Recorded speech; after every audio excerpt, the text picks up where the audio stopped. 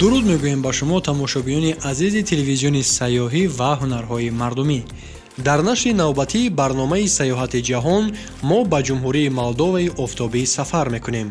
хоҳем дид ки имрӯз мардум дар ин кишвар чӣ гуна зиндагӣ мекунанд. аз табиати зебои Молдова баҳра мебарем. дар кӯчаҳои шаҳрҳои он сайру гашт мекунем, дар бораи вазъи иқтисодӣ ва сатҳи зиндагии аҳолӣ ҳарф мезанем ва албатта дар бораи боғҳои ангури Молдова бароятон маълумот пешниҳод менамоем. хулоса моро ҳамроҳ бошед то маълумотҳои дигари ҷолибро доир ба ҷумҳурии Молдова бифаҳмед.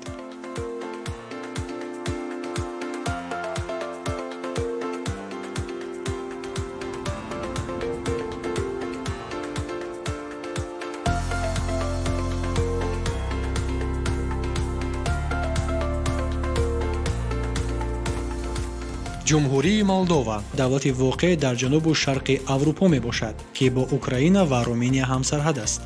масоҳати кишвар 33846 километри мураббаъро ташкил медиҳад. аҳолии он қариб 3 миллион нафар аст. пойтахти кишвар шаҳри Кишинёв мебошад.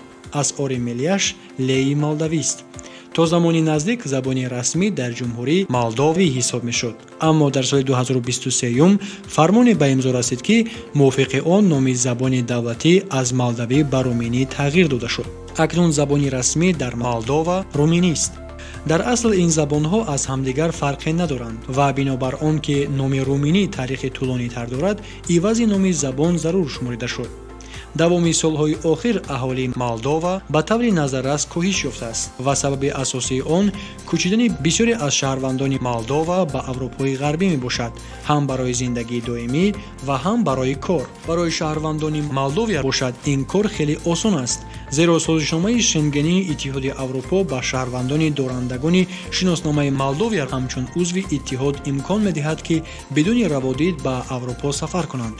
танҳо доштани шиносномаи хориҷӣ кофист. бинобар ин сафар ба ҳар як кишвари аврупоӣ аз лиҳози молиявӣ дигар он қадар гарон нест.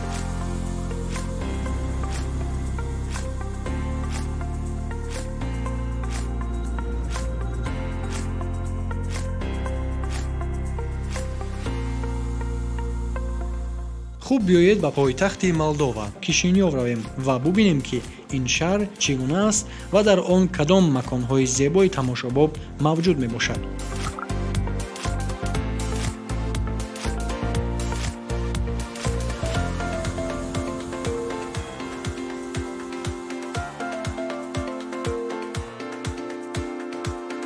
кишинёв пойтахти Молдова ва бузургтарин шаҳри он мебошад. қариб 4/1 тамоми аҳолии кишвар дар ин ҷо зиндагӣ мекунанд. шаҳр дар маркази кишвар дар соҳили дарёи Бык ҷойгир аст. кишинёв дар чанд соли охир ба дараҷаи хуби пешрафту тараққиёт ноил гардидааст. шаҳр рушд мекунад, пеш меравад ва то рафт ҷолибтар мешавад, ҳам барои сармоягузорон ва ҳам барои меҳмонону сайёҳон.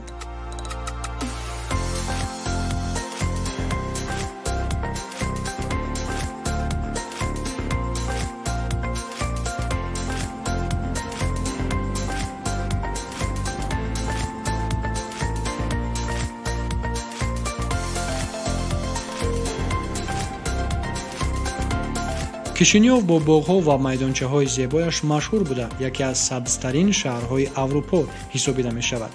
шаҳр бахусус дар фасли тирамоҳ хеле зебо аст, вақте ки баргҳои дарахтон бо рангҳои гуногун зебоии ҷолибияти онро дучанд мегардонанд ва ғайр аз ин тирамоҳаш обу ҳавои салқину форам дорад. хулоса тирамоҳ вақти беҳтарин барои шиносоӣ бо пойтахти Молдова мебошад.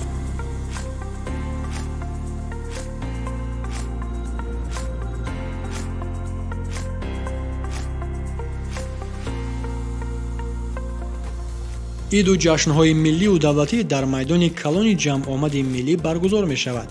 ин ҷои асосии шаҳр аст. дар ҳамин ҷо аркаи бузург бо соат ва манораи зангулаҳо ҷойгир аст, ки ҳар соат садо медиҳад. инчунин ибодатгоҳи асосии шаҳр калисои мавлуди исои масеҳ, ки дар соли 1836 сохта шудааст, дар ҳамин минтақа ҷойгир аст.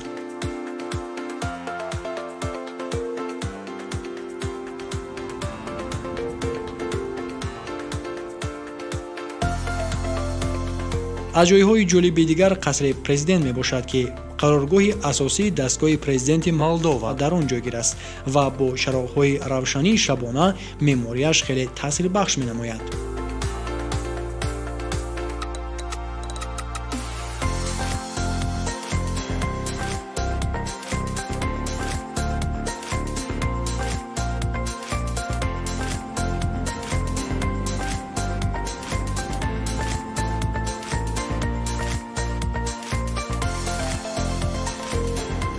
Тираспол дуюмин шаҳри калонтарин дар Молдова аз рӯи шумораи аҳолӣ ва пойтахти ҷумҳурии эътирофнашудаи Приднестровии Молдова мебошад. Ин шаҳр маркази асосии иқтисодӣ ва фарҳангии шарқи Молдова аст.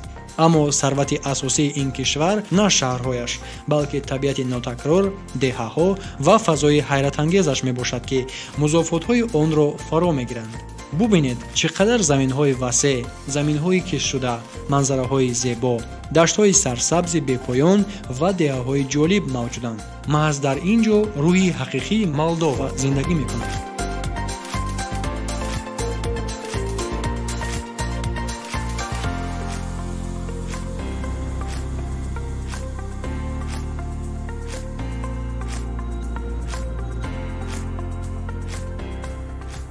дарёи Днестри бузург аз тамоми ҳудуди Молдова мегузарад ва маҳз дар соҳилҳои он мумкин аст оромиро эҳсос кард ва ба ҳамоҳангии воқеӣ бо табиат расид. дар соҳилҳои Днестр яке аз машҳуртарин ёдгориҳои таърихии Молдова ҷойгир шудааст. қалъаи Сарук, ки дар асри 15 бунёд гардида, дар соҳили рости дарё дар шаҳри Сарук воқеъ аст. арзиши бузурги таърихии қалъаи Сарук дар он аст, ки он то замони мо ҳамон тавре боқӣ мондааст, ки меъморони асрҳои миёна онро офарида буданд.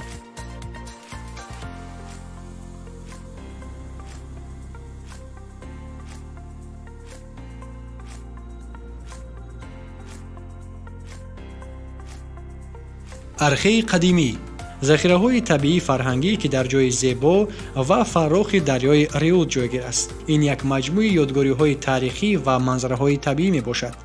археи қадимӣ бо маъбадҳои худ маъруф аст. ин минтақа барои сокинон ва ҳам барои сайёҳон хеле маҳбуб мебошад. бинобар ин дар рӯзҳои истироҳат ин ҷо одамон хеле зиёданд.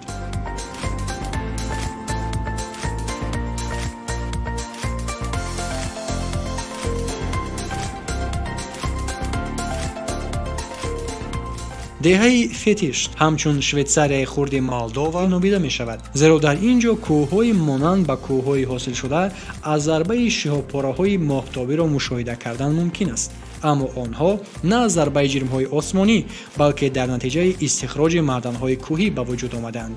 ва ҳамин тавр макони истихроҷ, ки гумон мерафт ба назар оддӣ менамояд, чунон зебо шуд, ки ба яке аз машҳуртарин рамзи сайёҳии кишвар табдил ёфт. толдри ҷойгиршуда дар мамнугоҳ на танҳо кӯҳҳои оддӣ мебошад, балки як обсанги марҷонии бузург аст, ки 14 миллион сол пеш зери баҳри Сармат фурӯ рафта буд ва он на ҳамчун кӯҳи оддӣ, балки бо натиҷаи афзоиши қабати марҷонҳои баҳрӣ, ки асли таркиби он аст, ба вуҷуд омадааст.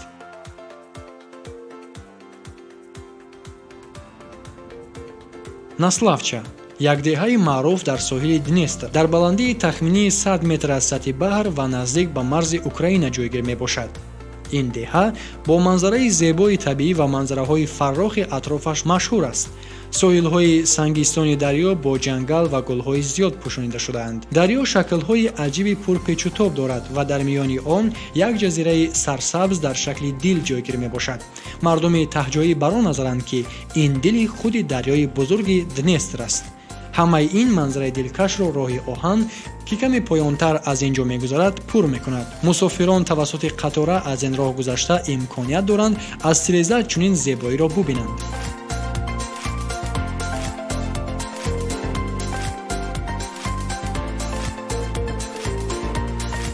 кодре кӯҳантарин мамнугоҳи табиӣ дар Молдова мебошад, ки минтақаи кӯҳистонро бо баландии то 380 метр аз сатҳи баҳр, ҷангалҳои зич, водиҳои зебо ва дарёҳои аҷибро дар бар мегирад.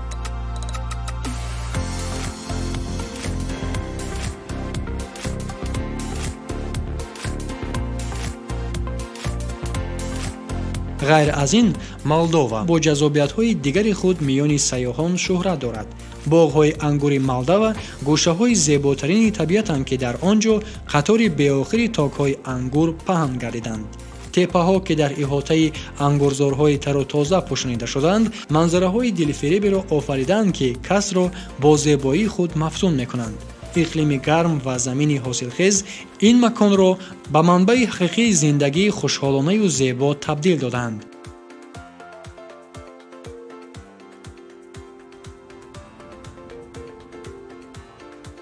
ҳангоми сайру гашт дар боғҳои ангур метавон фазои хоси оромиро эҳсос кард. токҳо, ки бо ғамхории зиёд нигоҳубин мешаванд, рамзи меҳнатдӯстӣ ва пайванди инсон бо табиат мебошанд.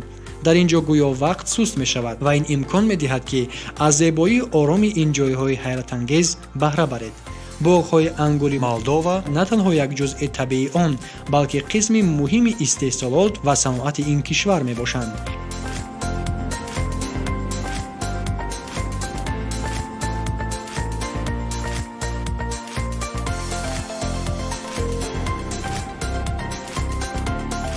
акнун биёед дар бораи иқтисодиёти Молдова ва сатҳи зиндагӣ дар ин кишвар ҳарф занем. дар иқтисодиёти Молдова бахши кишоварзӣ нақши муҳимро мебозад.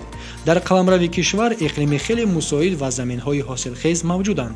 ин яке аз кишварҳои агросаноатии Аврупо аст ва хоки сиёҳи сарзамини Молдова яке аз хокҳои ҳосилхезтарини ҷаҳон ба ҳисоб меравад. маҳсулоти асосии содиротӣ дар соҳаи кишоварзӣ, меваҳо, сабзавот, афшураи ангур ва дигар маҳсулоти аз ангур омодашуда мебошанд. технологияҳои иттилоотӣ ва коммуникатсионӣ яке аз бахшҳои афзалиятноки иқтисодиёт аст, ки бештар аз 10% маҷмӯи маҳсулоти дохилии мамлакатро ташкил медиҳад.